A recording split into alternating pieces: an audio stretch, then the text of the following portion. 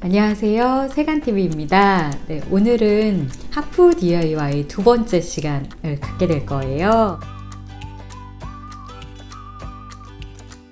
간단하게 지난 시간 복습을 해볼게요. 지난 시간에 우리 설비 아저씨 선정하는 거, 그리고 1차 철거하는 거 배웠어요. 1차 철거를 어떻게 하면 되는지, 그거 자세한 내용은 못 보신 분은 전편을 찾아보시면 됩니다.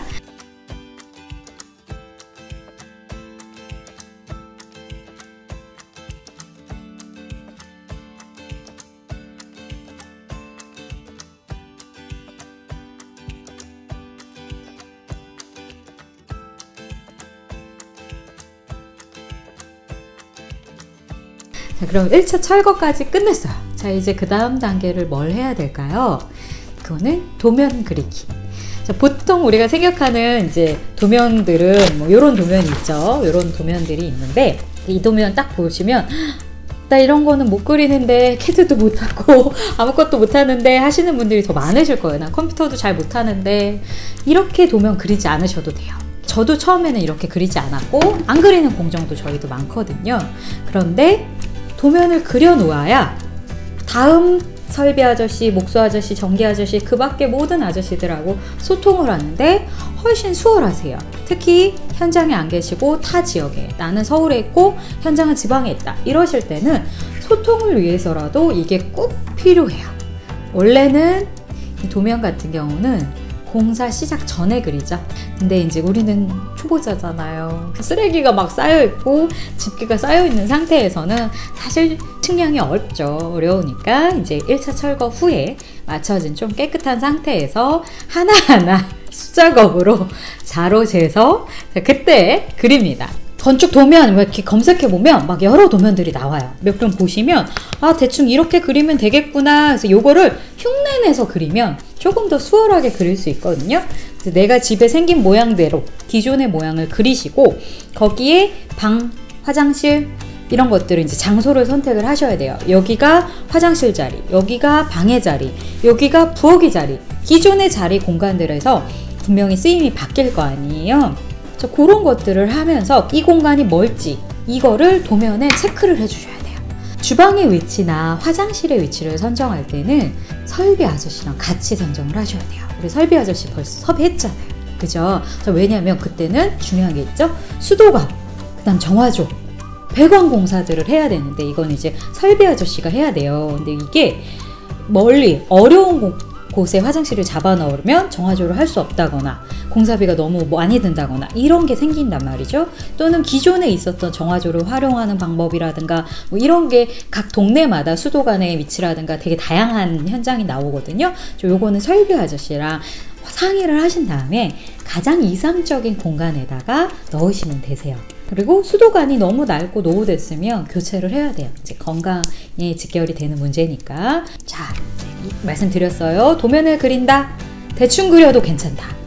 방, 주방, 화장실 이런 위치 선정, 창, 그리고 문 이런 것들을 꼭 이제 표시를 해놔야 공사를 하시는 분들도 그 다음에 이제 전기 아저씨도 오고 그 다음 목수 아저씨도 오시고 하실 거잖아요. 근데 이게 없으면 헤매요. 나중에 헤매거든요. 그래서 이거는 정말 중요한 단계. 자, 도면을 끝냈네요. 좀 어설프지만 내가 도면을 다 그렸어요. 각각 공간의 역할, 어디가 화장실인지 어디가 방인지 다 했어. 그 다음에 원래 이제 보일러 공사를 하게 되면 보일러 공사도 하는데, 저희 같은 경우는 보일러를 깔 게 아니에요. 이 현장은 전기 판넬을 할 거기 때문에 보일러 과정은 생략이 됩니다. 요거는 내가 어떤 보일러를 할 건지, 태양광을 할 건지 화목을 할 건지 되게 다양하잖아요. 그것도 보일러를 뭘 할 건지 선정을 하신 다음에 실행을 하면 되고요. 자, 그러면 지금 우리 현장에서 사진 보실게요. 수도, 정화조 이런 배관 공사를 실행한 모습입니다.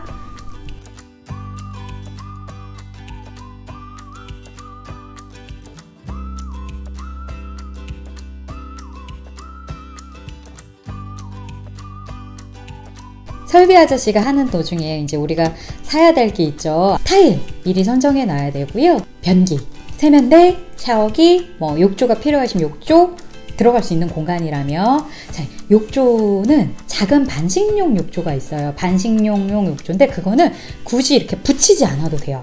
그래서 내가 나중에 욕조를 안 쓴다 그러면 빼기 쉽거든요. 여러분, 그런 욕조도 있어요. 자, 얘네들은 그럼 어디서 사느냐? 서울뿐이라면 을지로 가면 되게 많아요. 자, 을지로에 가면 아예 거리가 있어요. 조명거리, 그리고 이런 타일거리, 이런 거리가 한 번에 있기 때문에 을지로에 가보시는 걸 추천드려요. 정 시간이 안 난다. 저는 요즘 인터넷에도 너무 많이 잘 팔아요. 그리고 도배지나 페인트는 나중에 다시 하기 쉽지만 타일은 다시 하기 되게 어렵거든요. 선정 잘 하셔야 돼요.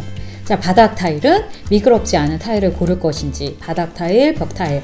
요때 우리가 아까 사이즈 재놓은 게 꼭 필요합니다. 그래서 처음에 제가 도면을 그리고 사이즈를 재세요 라고 했던 이유가 타일을 얼마큼 사야 되는지, 그 안에 내가 어느 정도의 사이즈들의 욕조라든가 그 다음에 세면대라든가 이런 것들을 어느 정도 사이즈로 넣을 건지, 이거를 넣으려면 무조건 사이즈를 알아야 돼요. 그죠?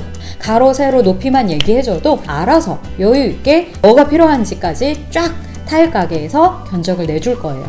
뭐 을지로나 그런 서울에서 사서 배송료까지 했을 때 그게 더 싸다. 그렇게 살 수 있어요. 지방에서 사는 것보다. 네, 거기서의 견적과 지방 타일 가게에서 그냥 나는 그냥 비슷한 하얀 타일을 할 거야. 그냥 깔끔한 타일을 할 거야. 그럼 굳이 서울에서 안 사도 되거든요. 현장에도 있으니까. 공장에서 주문을 해 오셔야 돼요. 가게들도. 그래서 그 시간이 걸리기 때문에 미리 사놓으라는 얘기를 제가 드리는 거예요. 그러려면 이제 미리 주문을 해 놓는 건데, 타일은 내가 붙일 생각을 하면 절대 안 됩니다. 여러분, 우리 하프 DIY예요.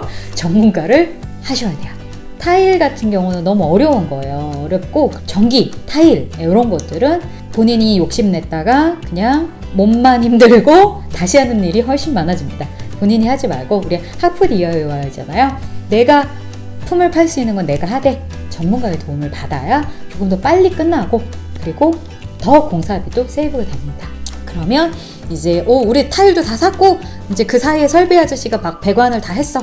이거는 이제 우리가 준비하는 과정이에요. 제가 왜 지금 사는 것들을 미리 얘기해 드렸냐면, 이거는 시간이 여러분이 걸릴 거라는 걸 제가 알고 있어요. 바로 이렇게 선택 못 할 거예요. 안 해봤으니까. 이 스케줄에 따라서 미리미리 좀 준비를 해 놓으시고요. 자, 그 사이에 이제 설비 아저씨의 일이 끝났네. 자, 그 다음에 해야 되는 일이 있어요. 그 다음 공정을 하기 전에 이제 저희 공간이 한옥이잖아요, 여러분. 한옥은 컨디션이 굉장히 좋으면 굳이 지금 이 단계는 안 해도 되는 단계예요. 그런데 저희 한옥은 조금 위험했어요. 왜냐하면 방치된 지 너무 오래됐고, 예전에 침수도 한 번 있었고, 집도 원체 오래됐고, 60년 이상이 됐고 해서 이제 기둥이 좀 썩은 기둥들이 있었어요. 석가래도 썩고 있고 아래 기둥들도 썩고 있고. 자, 이럴 때는 이게 되게 위험할 수 있습니다. 무너질 수 있는 일이 일어나요. 자, 이때 썩은 기둥이나 이런 것들을 보수를 해줘야 돼요. 안 그러면 집이 무너질 수 있어요. 이 목수는 한옥 전문 목수를 쓰셔야 돼요. 그러니까 한옥을 지을 수 있는 정도, 한옥을 무너진 거를 다시 이렇게 해체해서 짓는 분들이라든가 그 정도의 한옥 전문가를 섭외하셔야 되는데, 대부분의 컨디션이 좋은 집들은 이 단계는 생략을 해도 되는 단계인데 저희는 필요했어요. 그래서 저희가 이제 한번 볼게요. 같이 영상으로 보시면 이 나무 색깔이 다른 거 보이시죠, 여러분? 나무 색깔이 다른 게 이게 이제 썩은 거를 잘라내고 넣은 거예요.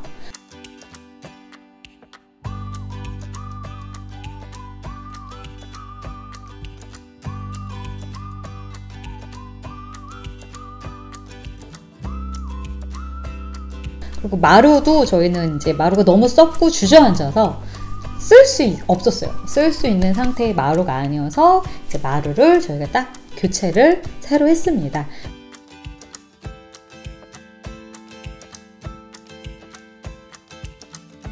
이 단계까지가 오늘 제가 말씀드릴 두 번째 단계예요.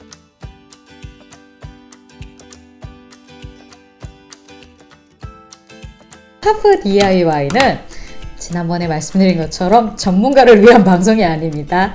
내가 처음 집을 고쳐보시는 분들, 기촌에서 내 스스로 이제 건축가의 도움을 받기에는 예산이 부족한 작은 집일 경우, 이럴 때 저희 방송을 따라하면서 진행을 하시다 보면 훨씬 조금 덜 헤맬 수 있지 않을까라는 생각이 듭니다. 자, 그러면 다음번 시간을 기대해 주시고요. 자, 그때까지 평안히 계시고요. 자, 그럼 다음 세간TV에서 찾아뵙겠습니다. 구독, 좋아요 부탁드립니다. 감사합니다.